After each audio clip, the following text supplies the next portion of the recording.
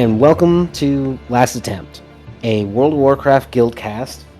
I'm your host, Squirrelthug, and with me again is Shakatan. Yo. And also with us today is our very own Temple, and he can actually tell you how to say his full name if he likes. What up, Yins? The full name is actually Templar Ivanhoe. Okay. Had no idea. There's not an A in your username, so I would not have guessed that. Yeah, of course, it's the everyone's eternal dread of trying to find a name and having to manipulate letters and vowels and sweating over it. Okay, well, now I know. So, what have I wanted to start with just a little round table here. Shakatan, what have you been up to? Either in World of Warcraft or I know last time you were saying you don't play much. Right. Yeah, I only really come on for raids at this point. Just waiting for midnight. I don't know. I got I'm always getting new games. I got Star Rupture last night, but I haven't played it yet. And then I also got Homeworld 3 for $5. It was like super cheap. Some people don't like websites like Inaba or Penguin, where you can get like cheap Steam keys. Okay. But I use them. I didn't know about them. Oh, okay. What's the controversy? I don't know. They say that you're stealing from the developers if you do that, but it's like the companies that are selling the keys, they got the keys somehow. They get them cheap, right? And then I think they buy them in bulk, like when there's a discount or something, and then they sell them later. So you don't have to wait for you don't have to wait for the sale discounts, to show up on. You can just consistently always get it at the sale price. Right. Yeah. Okay. Or sometimes even cheaper than what it's currently on sale. I don't even know how that works, but maybe they got like some promotional deal, Yeah. And so Ineba, Eneba, they have a when you get a key from them, they have if you pay $5, you get a random title that's going to be. It has to. Let's see. It's going to be above $25 normally on Steam, and it's going to have it has to have like at least a 4-star like rating. So it's like a decently popular game. And the one I got last night was Homeworld 3, which I'd played the previous Homeworld games like way back in the day when it was made by Relic Entertainment. But yeah, it's like $60 on Steam, so it was a huge win. Yeah, 90. It's crazy that it's still $60. Yeah. I mean, it's kind of wild that it's still $60 after 2 years of being out, but Yeah, it is what I think it is. demand probably has something to do with that, or maybe just I know that there was a company that had just recently gotten bought out, and so there was a mention that if you were trying to get some Steam sales, like you should do it now, because once they are bought out or something, like there would just be a lot of hard cuts, and so sales would not be, on the schedule for a long time. Right. Yeah, wonder sometimes that has to do with pricing as well, but that's pretty cool. $5. Yeah. That's a Yeah, deal. $5 for a game, you can't beat that. And I got Star Rupture for like $12.27 or something like that. I think it's on sale right now for like maybe like 18 or 16. And I was like, oh, I wonder if it's cheaper here, and it was. So, and that it looks like a pretty cool game. I'll probably play it after we record this thing, actually. Just because it's kind of like Satisfactory, if you've ever played Satisfactory, but it's got some more tower defense type mechanics in it as well. There's hordes of enemies that come every so often that you have to fight off. So Pretty cool. You gonna stream any of that?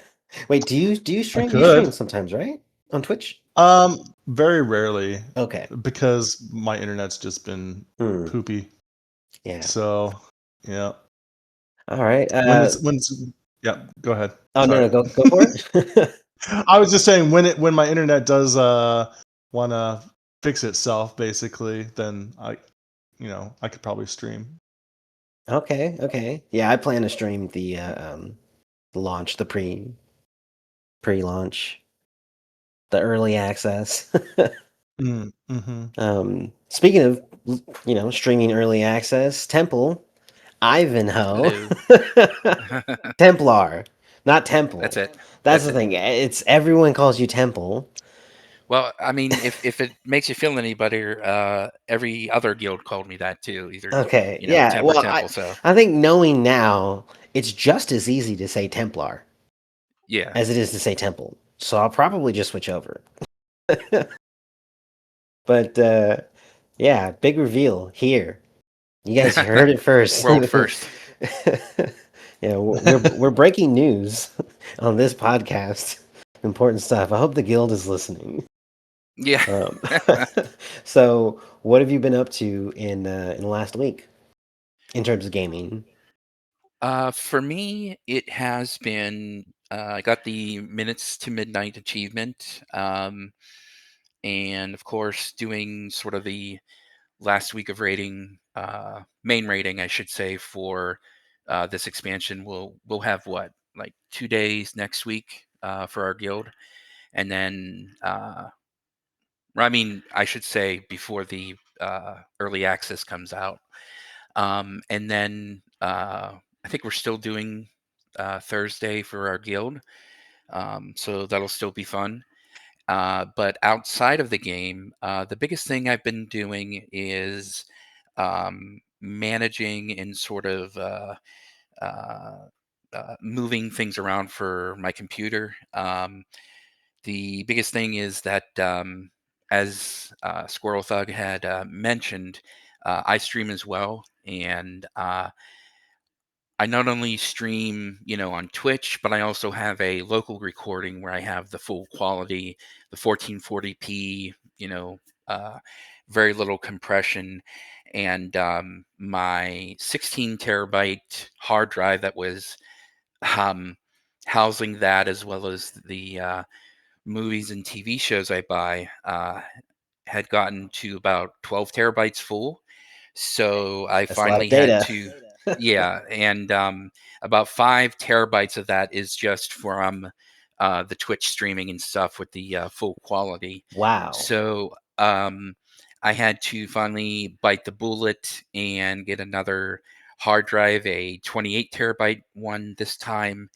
And with that, the 28 terabyte becomes the backup. And then I split the movies and TV shows to one of the 16 terabytes, and then the stream to another 16 terabyte hard drive. So it's just been, moving things, changing things, and uh, it's something that a lot of people might find annoying, but I always think it's kind of cool, especially, getting all that extra space and everything.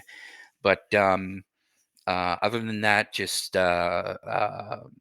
making sure the add-ons are updated and configured, and finding some new ones to replace some of the old ones. And I know, I think it was on the first podcast you guys mentioned, or I think it was Shaq said, his hot take was the add-on Apocalypse wasn't that big of a That deal, was me. and oh, was you? Yeah. Okay, I'm sorry. No. And I would totally agree. It has been working out pretty good, I'd say. Or yeah, it just feels like it's a lot easier to just update everything because I have even less add-ons than I had before. I had so very little, so I can imagine that other people are at least. Also, my game runs better. I don't know if you've noticed that. If Yeah, the same is for yeah, you, and I think weak auras was the culprit. It was just they were always so poorly written.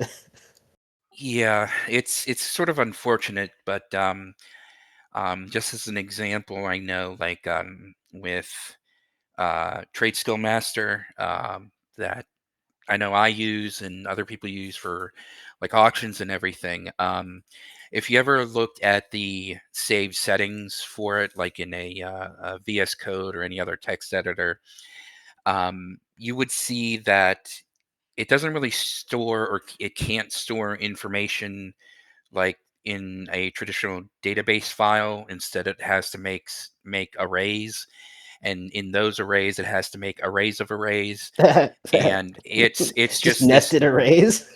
yeah, and it's just this giant gargantuan list of like it Oh, it ends up looking like a bunch of gobbledygook. yeah, But yeah. but you know, with weak auras too, you sort of get the same thing, especially if you need it to pop up when this boss does this thing. And it's not like DBM where these things are already pre-coded. You Yeah. have to import someone else's information, and then weak auras has to paint your house, walk your dog, uh, wash your dishes, and just do everything all at once.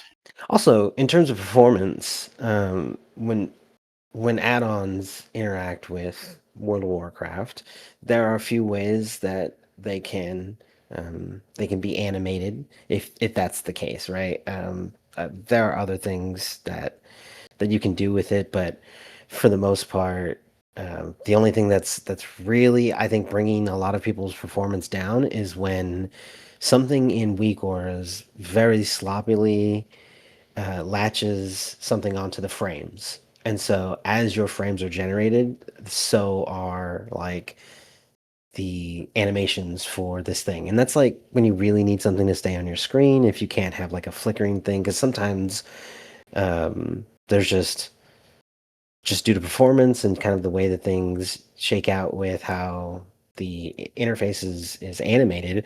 Um, if if you don't have it attached to every single frame, something like this, then it could get skipped over. It could just you can have several frames be animated and before the add-on is able to process and show you things. And so by default, weak auras would always just have it a lot of animation settings to just for each frame. So all of your frames are just bogged down because each frame that's being rendered now has to manage whatever logic that weak aura is currently running. And then if you have multiple, it's all of those in sequence, and then you can go to the next frame and they'll do it again. And there are settings so that you can like tune that down so it's not every single frame. It's less, but people usually don't do that in the settings. Hmm. So, Yeah. Liquid's over here sharing their weak auras and like I'm just bogging down like 30 losing 30 frames to 40 frames just because of it.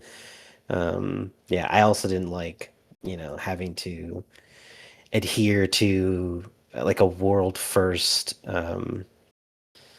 strategy. Right. Right. Like because if you use their weak ores, you're kind of locked in to whatever that strat is. But without it, we kind of just, I don't know, I feel like we do a really good job of adapting as a team.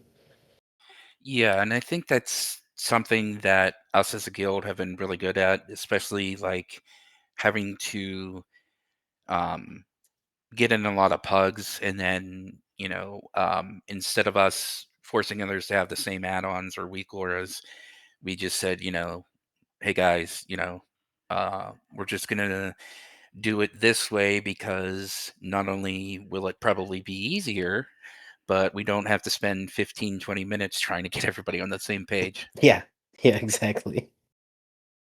All right, well, that should probably bring us around to our our news section, and we can talk about some of the stuff that's been happening in World of Warcraft in general over like this last week.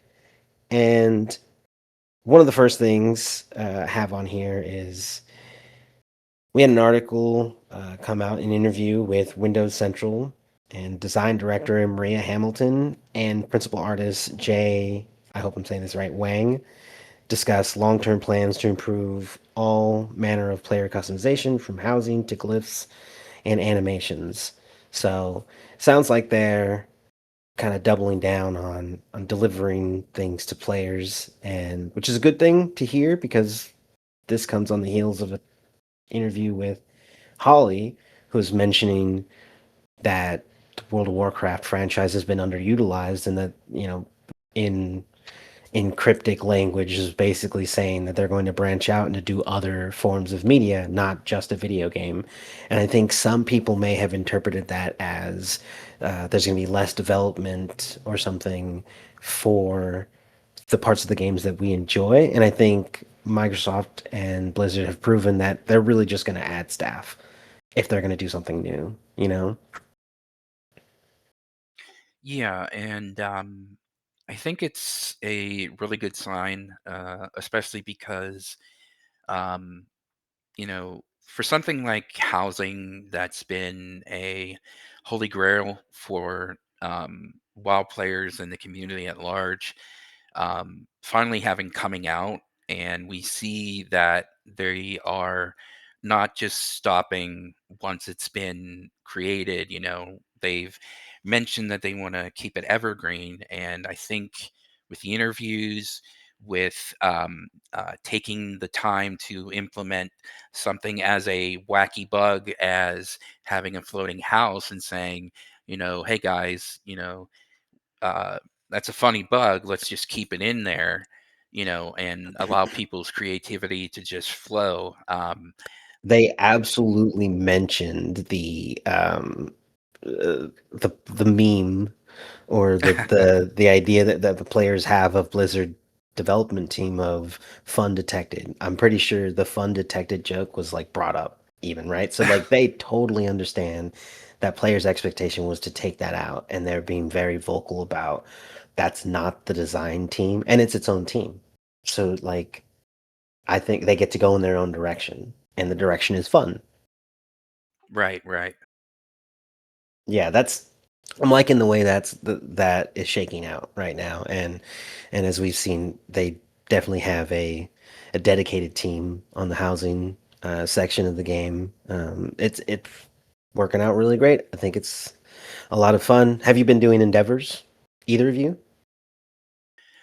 For me personally, I haven't really focused on that, but I do plan on right before, like on either Monday or Tuesday, trying to get in there and at least just doing it a little bit, as much as I can before the early access. But with the early access coming out, I'm sure that'll also make it easier to just get done, leveling and doing the normal things.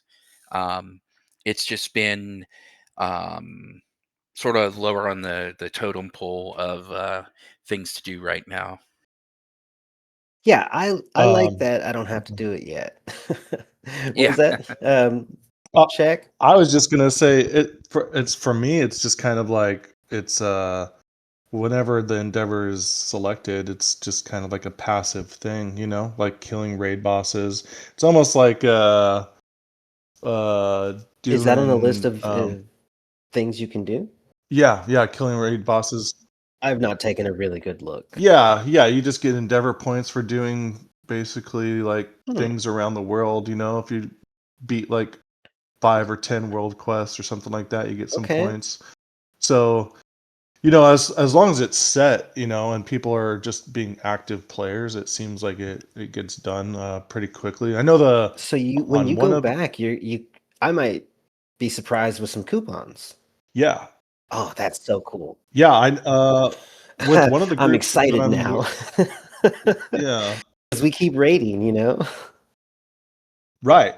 Yeah, we're over on our endeavor, on the guild endeavor. We're over 50%, I believe. We're probably at around like 75% at this point. Nice. Just from, and we don't have too many people that are actually on the guild island right now. They did say they have an algorithm that's supposed to scale and Right. learn over time. So it might be a little off initially, but it sounds like it's locked in for you guys if it's moving along nicely. Yeah, the other island that I'm on, man, it was completed like maybe like a week and a half after they came out. The Like it was main like one that already I'm done. on, dude, they like first or second day, like it was almost Just immediately. smashed it. Dude, yeah, Yeah. the entire island is filled. Every single plot is filled with people who are very active in the game, Hmm. and Right. so yeah, it got done immediately. It was so when I see that, I think that because they're active, and it's not just they were active because they wanted to grind it out the first day, like they're just players that play all the time. So seeing that, I think it'd be cool that in that neighborhood I could see a slower pace. Like we're definitely going to get Mm-hmm. it, but it's not filling up immediately because while I did participate in filling it up, I was one of like five people who like was grinding out a bunch of stuff like the first day because we were excited about it. And then it Gotcha. was Yeah, yeah. done. And so I think if they notice that there's, you know, if the algorithm kicks in, so it adjusts accordingly, then you have more people over the course of a couple of weeks, like having the opportunity to participate and feel like they're progressing this neighborhood with the guild, as opposed to like, oh well, those guys they did that thing, and because that might be the reason why some people come in to the do the endeavors is because it feels like they're part of it. Right, absolutely. Especially as it grows. I mean, I'm sure you have the endeavors which just do that kind of there. It's just in the main area, right? In the main, let's say town square, right? Oh yes, the town square. Yeah, And I then, think that's a good but thing to you call know, it, right? yeah, yeah, I guess so, right? I don't know if it has a name, but Right, yeah, right. But I think everybody gets the point. yeah, So, outside of that area though, there are like, you see people like building stuff, I right? love There's that. like workers like Oh, sitting and building stuff. flavor, And it's I'm so good. thinking, we don't want to be here like, 2 years, 3 years from now, right? And those guys are still like tinkering on the same building, right? I mean, I Yeah. imagine that they're gonna create areas and spots like the stages hmm and stuff like that. It's actually going to be more like really fleshed out, and that town square will slowly build over time. I am. I I really like keeping things in the world. I think it's very important, but not to take away from those things, but in a way enhance the holidays. And I would really like to see the neighborhoods having opportunities that are like holiday specific. So when Mm, Hallows End is happening, maybe there is something that you can do for your plot. Like you get added budget, but that budget can only be spent on these like certain items that the neighborhood is unlocked, right? So everybody mm, gets a bunch of pumpkins and webs and other things, and it doesn't count against you, right? Like right. you can you have a budget, and it's just an added budget, like a seasonal budget, instead of like taking, adding to yours and then taking away, because then at the end of the season, right, then if they turn it off, all those items go away, the budget goes away, and you still have the same budget that you had before for Yeah. decor and such. Things like that. I think if people are like talking about that kind of stuff, and like for this, we have the World of Warcraft Guild, podcast. So if we can have those kinds of conversations and start that, and the community is like, hey, yeah, that is a cool idea. I would like something like it. Seems like they're really kind of listening, looking at the Hmm. forum posts, watching Reddit, listening to podcasts, because there's actually not very many. I think that given the size of the team, they could probably assign each person a podcast and just be like, hey, report back into kind of what some of the things that they're saying, and we'll consider it maybe. Um, Yeah.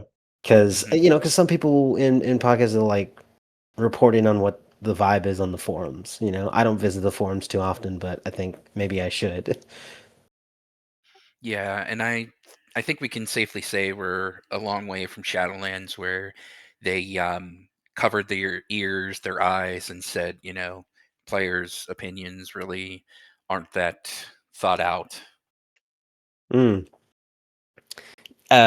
Was that around the time when they had a BlizzCon and they announced the next iteration of Diablo, and it was like it was a mobile game, and even though in the end the mobile game was actually, according to people who've played it, because I've never played it, was actually a really good representation of gameplay from normal Diablo games. So Hmm. it was still pretty fun and actually like really well done. Like the quality was there, but hearing mobile, it's not anybody, even companies with a lot of money, like who else was EA had some games on there, like some of their Call of Duty stuff, and those are just noticeably lower quality. Be that in graphics or support for it or bugs or whatever.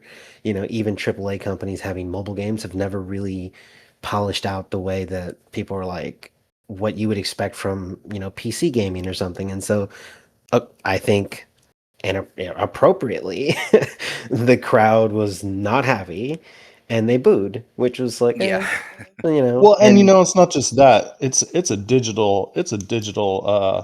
I mean, it's a Diablo. I mean, it is a Diablo game, right? But at the same time, it's also a money sink. And I know like a lot oh, of people have problems with that. that one specifically does have like microtransactions and stuff. Yes, it Oh, does. Oh okay. yeah. Okay, so, but I don't think anybody knew that at the time. But even so, I forget who was at on stage. But his immediate reply was, well, "You guys don't have phones or something." But the what was distilled from that interaction by a lot of people who wrote articles on it afterwards was the attitude that Blizzard executives have is that the player base is out of touch and it's not them. Yeah. And so I think that I'm so glad that Holly is at the helm here, because she's been very vocal about, what has been done to listen to players and promising to do even more of that going forward. So it just seems like we've got a really good relationship there. Yeah, Right. definitely. Since we were on the topic of housing, there was an event that had launched very recently, a, crossover with Zillow, and I haven't actually checked the website today, but when it first launched, it was being bombarded with every World of Warcraft player, apparently, and maybe some who weren't, and it was very difficult to load. But when you load it in, you're able to see a couple images of um, some NPCs, an orc and an elf, and they were like real estate agents that are supposed to help you take a look at the neighborhood. And they've got some walkthroughs and a funny little. There's actually a gnome and an orc, and they had a little animation with it. It was amusing, and if you connected your Blizzard account, your Battle.net account to that website, which did look like it was built by Blizzard, but I'm not really sure who's actually hosting the site. But you connect basically Zillow and the which actually brought up some contention with the community, and there were some a lot of things that people were peeling back in terms of layers on who owns what, and some players just didn't feel comfortable with signing up for whatever that website was so that you could get a very simple blue doormat. Now, I didn't have the same concerns with my data. I know that people can do whatever they want with theirs. So I signed up even knowing what the issue was. But that does mean I have a really nice blue doormat in front of my house now, and some players don't.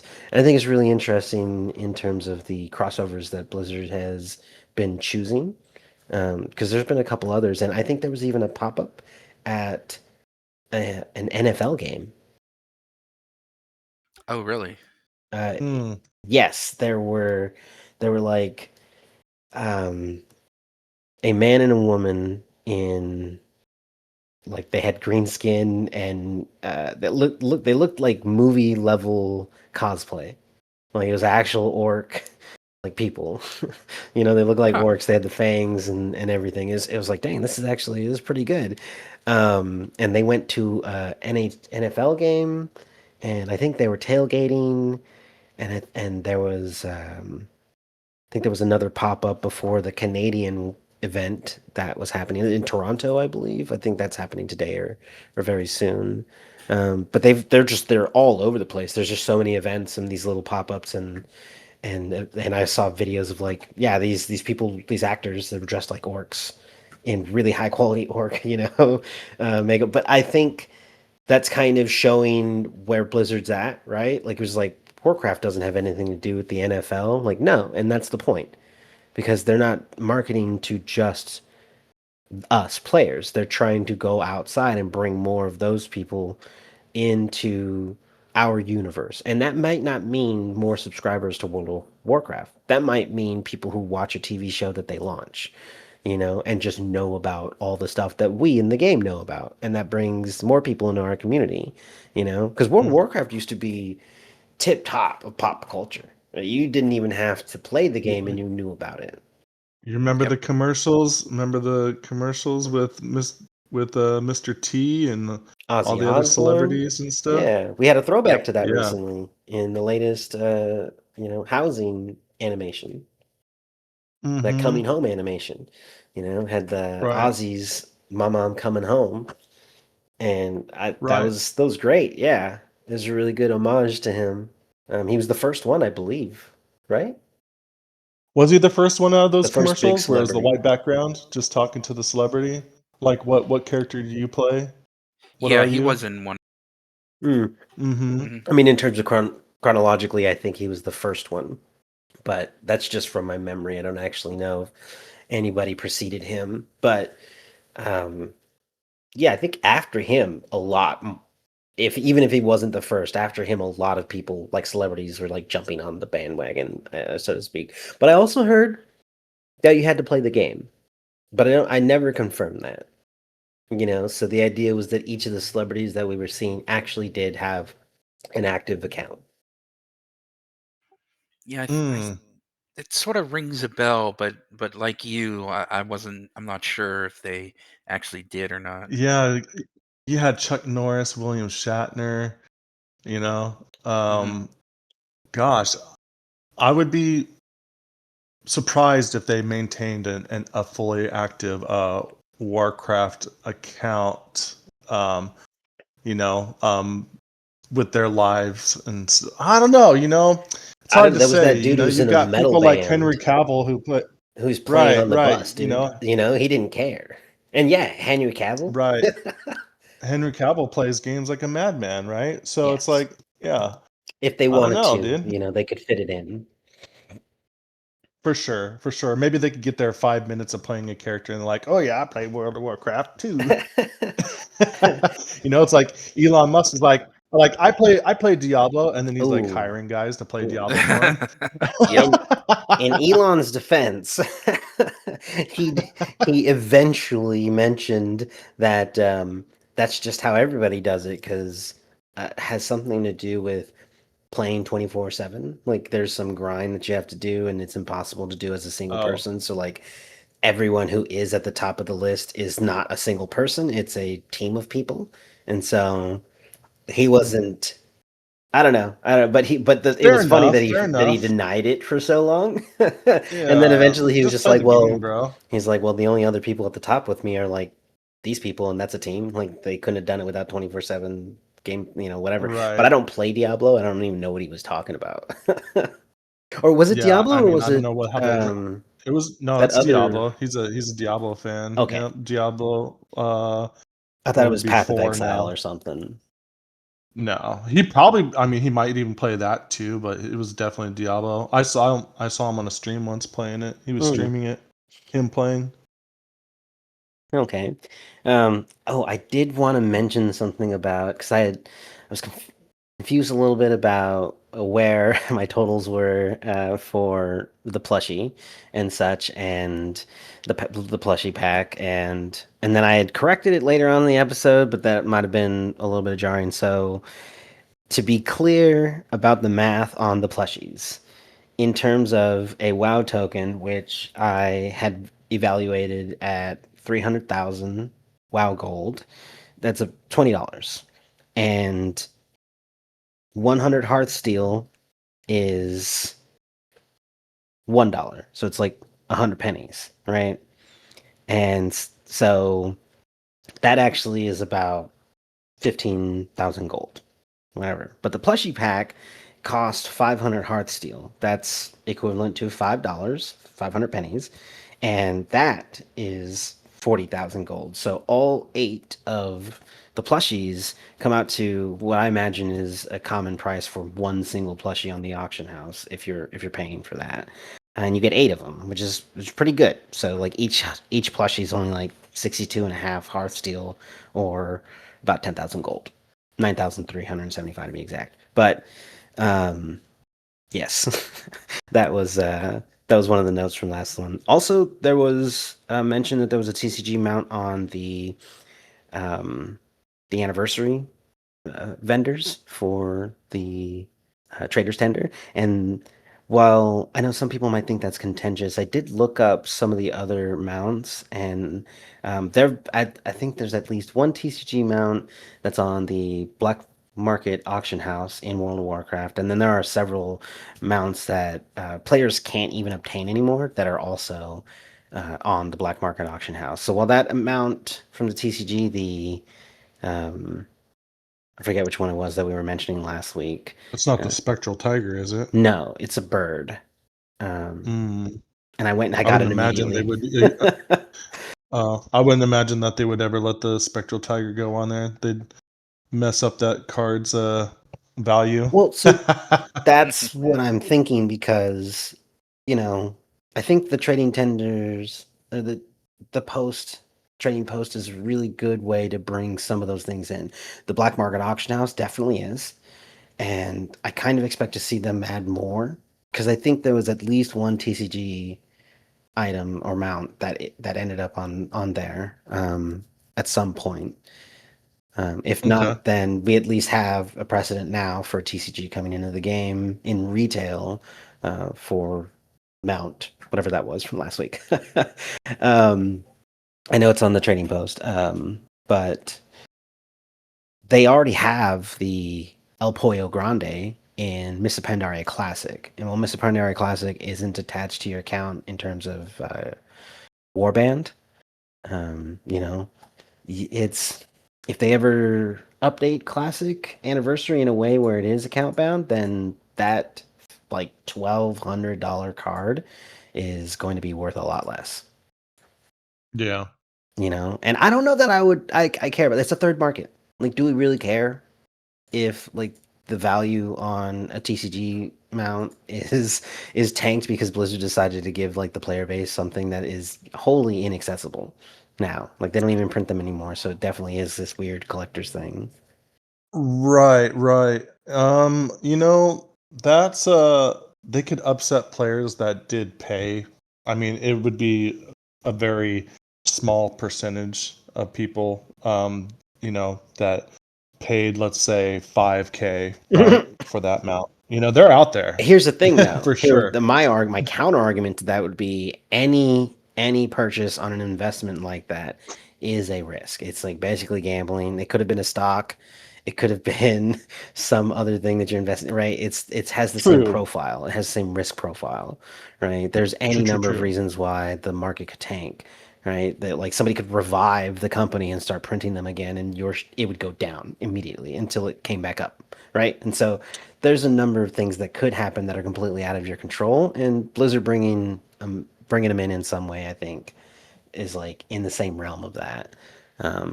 I'm just greedy, and I want some of those mounts. Of course. Yeah.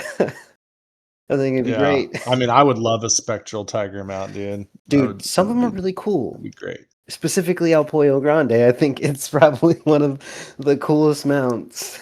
And I know we got a turkey recently that's basically that.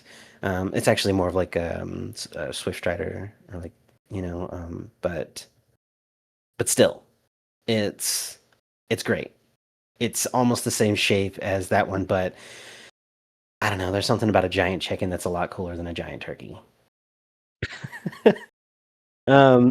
So there's actually a recent change for some healer buffs on the raid frame. So if you use the default raid frames there is a priority sorting for important healer buffs. I didn't really notice too much.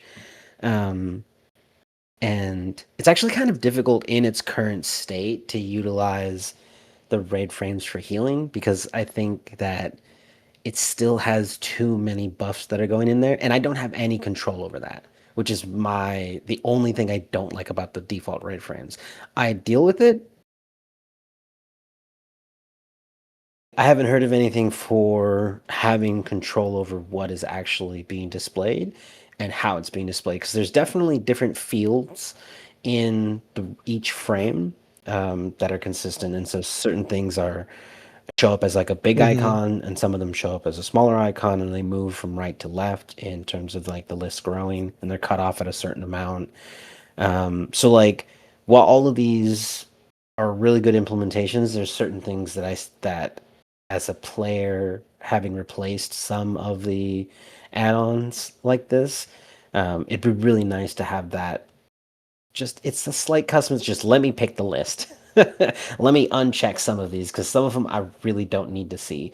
And like, for example, in the fight with the Demon Hunter Council, the council fight in Manaforge, it's very important to see how Mhm. many of the stacks from the debuff that people are carrying while they're standing in the pools to clear the arena floor for us.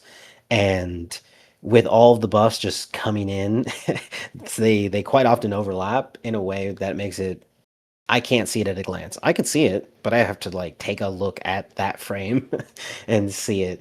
The only other option would be to make my frames really big, and then I can see it at a glance, but that doesn't seem worth it. So I hope that that change is coming soon. But I know that even just for now, we have some priority sorting that seems to be in place. So that's pretty cool. Um, Neither of you heal though. Most healers probably still use. I was gonna say most healers probably still use something like Grid or Grid 2 or Healbot or something like that. Hmm. Yeah, I assumed I was going to run into some issues, and so the default raid frames has been pretty good. And I mean, we raid Mythic, and I do okay, so proof is in the pudding. Yeah, I will say that they did sort of confirm that they are gonna, let us do more filtering. But I agree. Like, uh, I would say, arguably, this is really the only pain point that the add-on Apocalypse has really given us. Is and it's a big effect, especially you know, we need healers, and you need your HP to be more than 0 during a fight. Um, Yes. but at the very least, I know they implemented the last, I don't know what you want to call it, minor patch right before next week, is that they're allowing the filtering of the buffs. Um, Unfortunately, like you said, I don't heal, so I haven't really taken a look too much into it. Yeah, I believe that hotfix came in on the 17th of Right. this month, just a few days ago. Um, so after that, we have new heirloom warglaives that we're seeing on the midnight pre-patch, and I believe this is to make up for devourers. If you choose that spec while you're leveling, there's just literally nothing you can do. Your Oh, weapons, you geez. will have to pick something else and just not have those stats and just deal with it. Which, leveling is pretty easy. You're pretty powerful anyway, so it almost doesn't matter. But I'm sure it matters to a lot of players as Blizzard has figured out. So they added in these. I'm sure they're intellect warglaives. So that's going to be a real big help because a little bit of an oversight. Yeah, but hey, at least they fixed it. Yes. Also, to be fair, they did, come out with a Devourer, I'd say almost relatively quickly, in terms of, in pre-patch. So they should have thought of it, but at the same time, give them a little bit of leeway. Yeah. Yeah. I mean, I'm taking a look at the item right now, and it does have agility or intellect, so you can, it's not just for devourers. I'm sure they can use it with another one of their specs. But the fact that it has intellect on it is great. Is great for them, for those players who are, out there leveling demon hunters. Which I already had one, so I just swapped specs. I had three, so I just picked one. And yeah, speaking of the void, there was an animation recently showing one of the heroes who are standing at the front lines against the void. If anybody's seen those animations from Midnight, Liadrin is out there, and she had a pretty cool animation, if I might say so myself. I mean, it looked really good. I loved it, especially coming from a paladin, and not just a paladin, but a protection paladin. Just being able to see the abilities outside of what we see in the game. So, in other words, what it would look like in real life, and just seeing that the manifestation of judgment is actually, a light forged hammer that they throw, and that Avenger Shield Oh, so is cool. also, yeah, is also a light manifested thing, and that's how we're supposed to throw it around. We don't actually take our shields like Captain America. We use the light for it. But I think they did just such an excellent job showing that, and just That's really what the movie should have looked like. exactly. Yeah, it gave me Green Lantern vibes, but with a holy light. Oh, Yes. nice. Yeah, yeah, yeah. Just Uh, just just as long as it's not the Green Lantern movie. Let's take that back a little bit. Right, right, right. No, no, just just, right. just the manifestation of those lantern powers, you know. Hmm. Right. But yeah, it's funny because I didn't know on the first episode that the Warcraft movie would come up every single episode so far, and it's funny because it is sort of It's gonna be a relevant. meme It now. wasn't relevant in the first episode. That was just a coincidence. And then just after that, we had some news where they're talking about certain things and branching out and all this stuff. So this is just, and then now they come up with this beautiful animation that really shows that they can put something out there. Like they already do some shorts, and they have these like comic style, 2D still animations that they sort of put audio with from before, and there's, if you count them all up, there's a number, a long list of different animation styles that Blizzard puts some of their media in.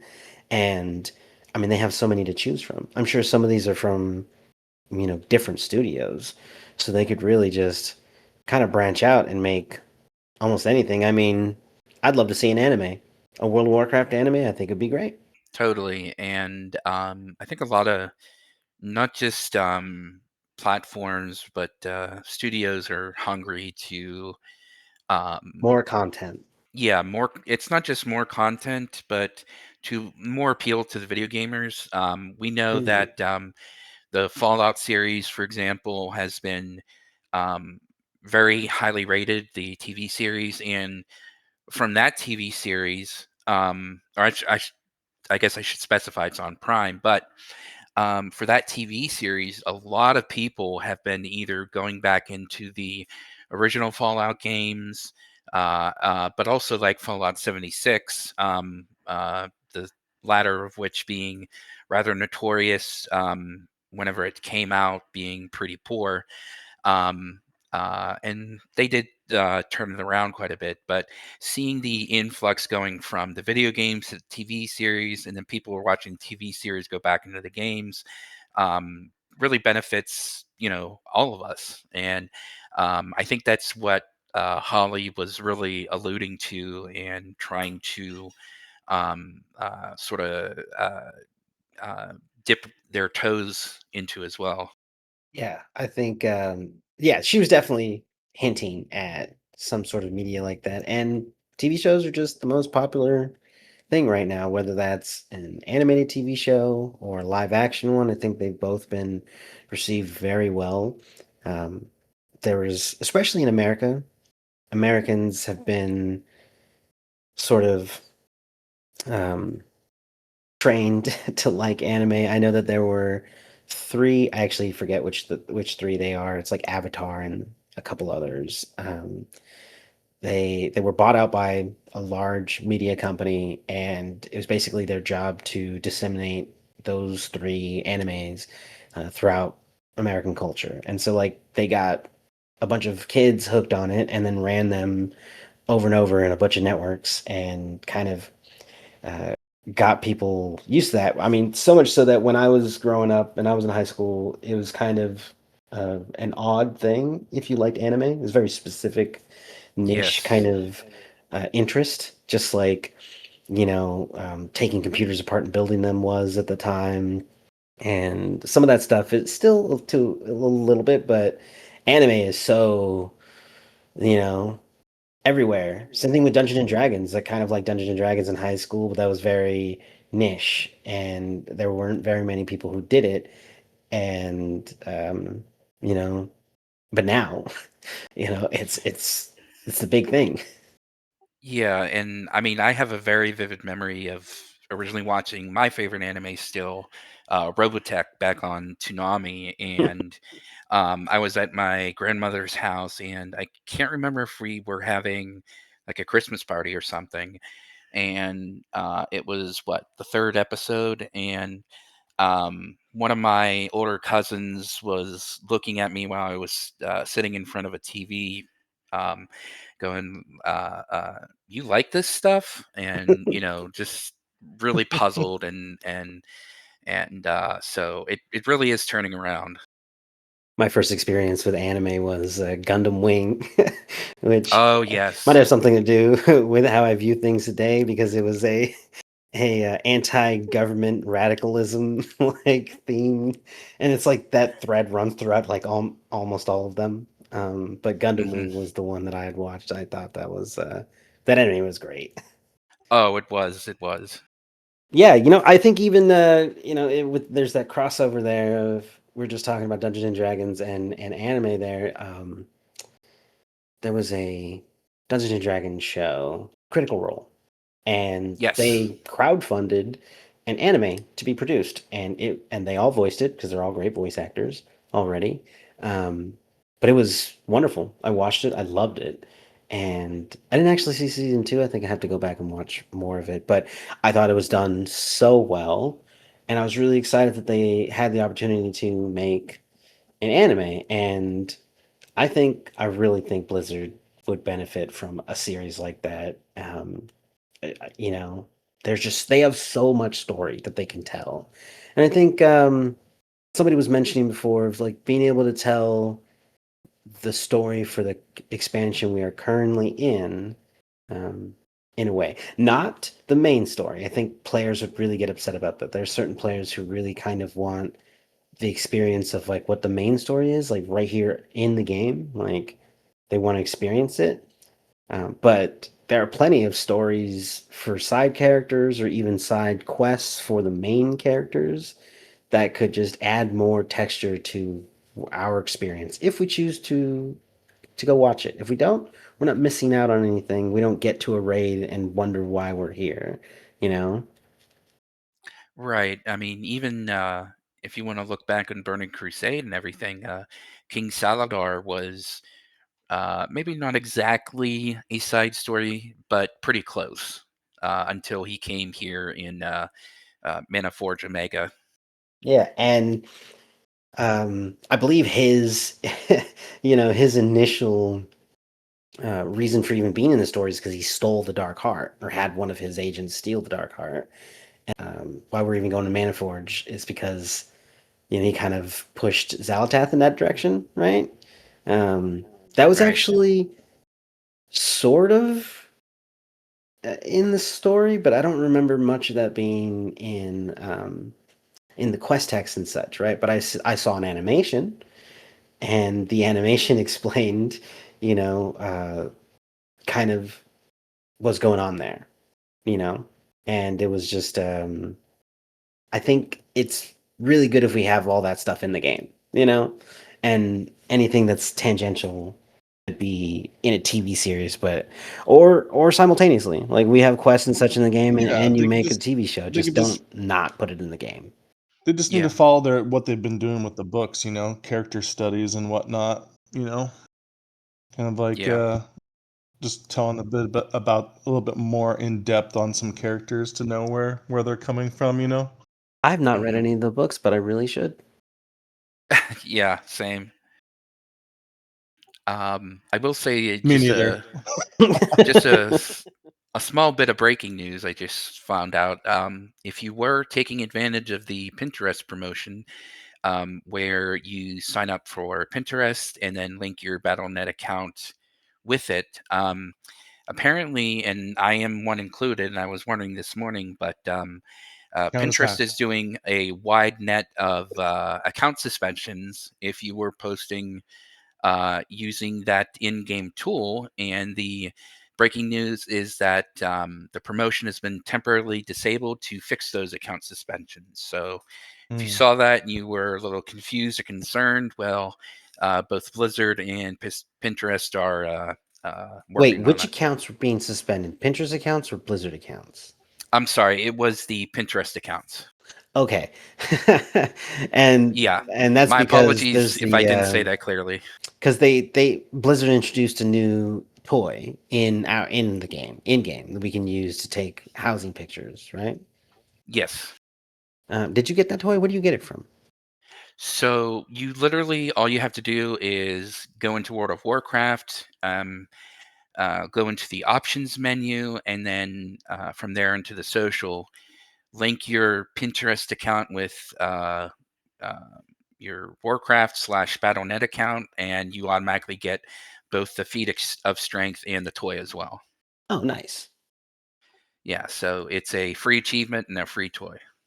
Okay, that's pretty cool. Good. That's definitely good to know. But also, now would be the time to take advantage of that after the bug, so your Pinterest Yeah, account isn't being destroyed. But they're taking it back, so that's pretty cool that they're yes. addressing that. Speaking of exploits or bugs, there's an exploit for getting a lot of reputation for the dark fuse. You The main way for a lot of people is to find different ways to farm market research. It's an item that drops from many of the mobs throughout, the Undermine patch in Undermine. And this one takes advantage of being in a raid group and clicking on an NPC that basically starts a quest or a quest event that has three NPCs, hostile NPCs. They're like brawlers or something to do with the storyline, and they have a chance to drop market research. However, you can click on the NPC and start the dialogue again immediately, and or as quickly or slowly as you want. And the quicker you do it, the more of them spawn because they spawn instantly as soon as you choose that dialogue option, as long as all three of them are dead. And so you go in with the raid group, you kill them really fast, and you have somebody clicking, and you can get quite a lot of market research from that. It was something that was posted on Wowhead, so I would expect it to get patched out pretty quickly. I did hear somebody gave some feedback about that, about there being a chance that you could get suspended or banned for something like that. And I don't actually know what their policies are on that, but it does walk that line pretty closely. So, but it's interesting that Wowhead would um, release a guide explaining exactly that, and even pointing to an add-on that helps you click the dialogue option a little bit faster. So that was really interesting. Yeah, it's one of those things where you like for me at least, I would love to try and take advantage of, but I am on the side of I don't want my account to be suspended or anything this close, especially to midnight. So, Oh yeah, yeah. Even if you get it back, it'd just be so annoying. This is about to mhm. especially pay for that early access. Yeah. So speaking of early access, Blizzard did announce 2 days ago in a post that the exact days for when we can expect that, and we have here a little clip from their blue post. Face Zeltath, the Harbinger, and the Void in midnight with early access launching on February 26th at 3 p.m. Pacific Standard Time. Midnight goes live worldwide March 2nd at 3 p.m. Pacific Standard Time. And they actually Yep. had a nice little bit about each of the zones in here. Got a couple pieces of art which are gorgeous. None of them seem to be in-game screenshots, um, except for the one with Erator and the last one with Silvermoon. But yeah, there's some pretty cool art there. I'd definitely go check out the Blue Post and see in their news if you can. But they have a pretty thorough walkthrough of kind of what you should expect in Midnight, which is coming up very soon. So soon. It's not very far 5 days. away. Or It is well, it is at the upon time of this us. recording. Yeah. Yeah. Is 5 days from from Monday? From now. Oh, yeah. 5 days from now. So From that's well, wild. by the time people hear this, it'll probably be 4 days, right? Yeah. Let the Majora's Mask memes begin. Oh, what's I didn't play Majora's Mask. What's the meme for that? Just the every time a new day comes, it goes from 3 days until the moon falls and everybody dies, and 2, then 1. Oh, is it a So countdown? yeah, so the official midnight countdown basically starts when this podcast comes out. Nice. That'll be great. I look forward to seeing those memes in our Discord. So we did have another post that on the 19th there were some bug fixes for classes, few classes, and um, cooldown manager for some abilities for certain classes. I guess there were some people that were definitely complaining that some of their abilities or buffs just were not in the options menu for your cooldown manager, which was odd. And I don't know that there was much of an explanation for that I saw, but they did add some more. And so I think at the very least, what we can take from this is that they are listening to players, and there's probably certain technical limitations to having something show up in a consistent manner. They may have to do some splitting in the background, because something is quite often things are a buff on a player and um, also a spell that has a cooldown and a passive with like the same name, and some of them can all be triggered by certain things. And so because Blizzard's add-ons are basically, their version of add-ons are working from a system level, some of these things might not just might not line up. And they've got to do some coding in the background. So I imagine that's what's going on. Um, but I don't actually know, and I haven't seen any news on why this came out after the cooldown manager, but I'm glad that they added it. Yeah. Yeah, and we always have to remember that for us, we are the high level players and the ones who have also played World of Warcraft, not just currently, but we've been through Wrath, we've been through Cataclysm, et cetera, et cetera. And these little bits and bobs for the cooldown manager may not seem like a lot for us. But for others who either just do some mythic pluses, maybe a little bit of raids, it's a lot more beneficial, I think, for them. But in either case, it benefits us all, and I'm just glad to see they just haven't abandoned that either. Yeah. I mean, there's still some stuff that I would like to see for like monks, Uh Yeah, the teachings of the monastery stacks, I used to have a weaker for it, and now I don't see it. So, things like that. I could be wrong. Maybe there is an option to see it somehow, but it would be nice so I know when I use my blackout kick, I'm getting the full, at least trying to get the full stacks. right. Some of Uh, that stuff is super, useful. Yes, definitely. Yeah, we are. Right. Yeah, at that time. So we'll just do a little bit of a wrap up. Before we go, if you wanted to support the show, and the best way to do that is through the Patreon. I do have one set up. We are at patreon.com/last attempt pod. We're actually the same username on Instagram and X, so you can come visit us there. And we've got a Discord. That link will be in the description for the podcast. You can take a look for it there. If you're listening on Spotify or Apple Podcasts, drop us a rating and a review. That's one of the biggest things you can do to help new listeners find the show. If you're watching on YouTube, hit that subscribe button, smash the like button, and leave a comment. It definitely helps with the algorithm, helps get us to more people. And, if you enjoyed the content here, it is the best no cost way to help support that. Also, sharing it with your friends, your guildmates, anybody you think would want to hear this. And speaking of guildmates, we are recruiting all roles. We're looking to fill our roster for midnight. We've got a pretty full roster right now. We're just missing a few slots. So, it's Get some healers. Yep. yeah, we're doing pretty good.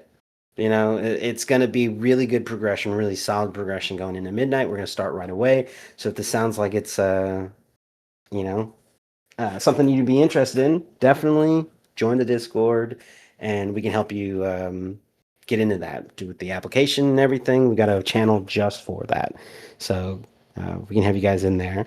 We do want to do a little bit of a wrap up here with our guests.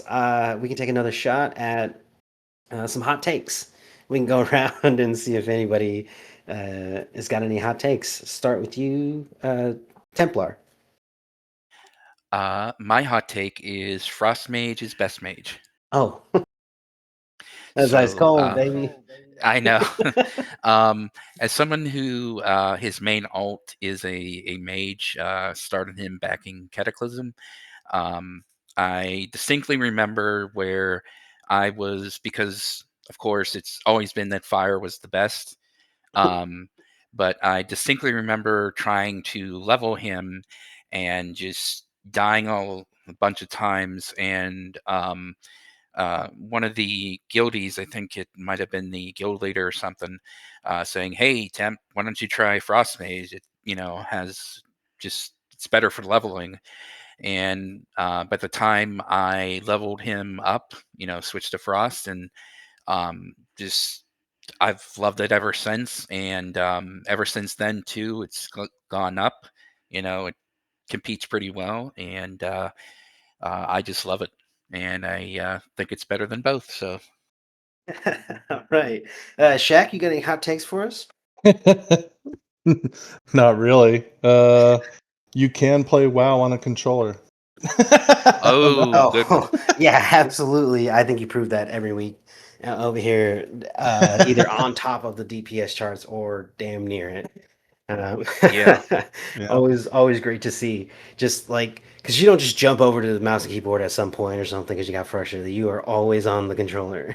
Yep, 100%. Well, unless I'm clicking yes on quest text. Yeah. Yeah. Um, all right, so if I had a hot take for this week, I don't think that the average WoW player really thinks that World of Warcraft is coming to an end, but I just I don't agree with jumping on everything that the developers say and being glass half empty all the time. I think that's like a really uncool way to do it, but I know that there are a lot of views on those videos and on those tweets and stuff, and they just generate so much attention. Um, I disagree with it, and I think I'm As a result, disagreeing with the masses. Oh, dude, even Yeah. Bellular now, dude. I'll name drop. I don't care.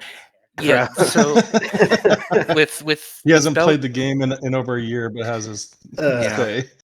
With Yeah. Bellular in particular, he just keeps making videos like for example, the pre-patch is a piece of crap. And then the next video, he immediately says, "Oh, Blizzard fixed everything." And Yes, it's it's just a roller it's coaster. it's a roller coaster just for the views. Yeah, it's a little odd that if you're catching on to it, you can see it. But I think Mhm. I mean if you take a look at his views, it does what it needs. But I think a lot of people like that are like catering to a crowd that used to play WoW but doesn't anymore. Right. Mhm. It's just so they're clickbait video titles and stuff, It's like WoW is finished. Stuff like that, and it's so silly. Yeah. I do not enjoy those tactics being employed on the WoW community.